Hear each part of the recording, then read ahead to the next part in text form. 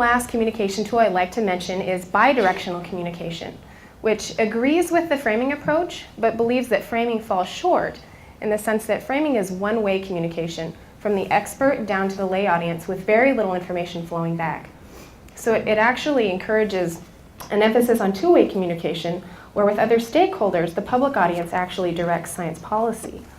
So as Hudson and Borchardt say, public engagement is not about getting the policy you want, it's about getting the public input you need to craft a sustainable policy that enjoys public confidence.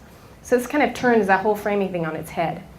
So they're recommending that you do a lot of listening to your audience before you go ahead and try to tell them what you think they should know.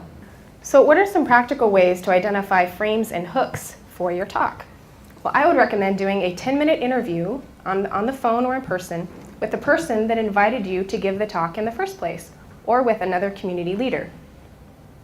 Doing this kind of interview will help you to identify frames and hooks to hang them on. If you keep your leader on task, you should get really great information in 10 or 15 minutes.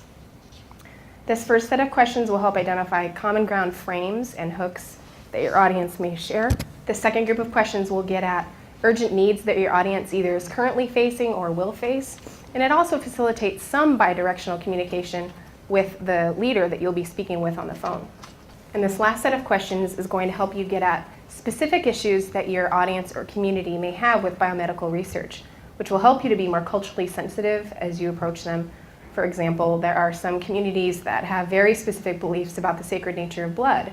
So if you're going to be talking about blood in your talk, it would be really helpful to know where your community stands on this point.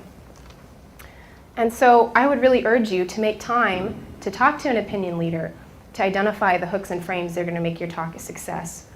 And this brief interview that you do with your opinion leader will also establish rapport with them that you can later refer back to when you give your talk. Say, oh, you know, when Bob, your community leader, and I were talking the other day, and then your audience knows that you've done some upfront work. Types of talks you might be asked to give.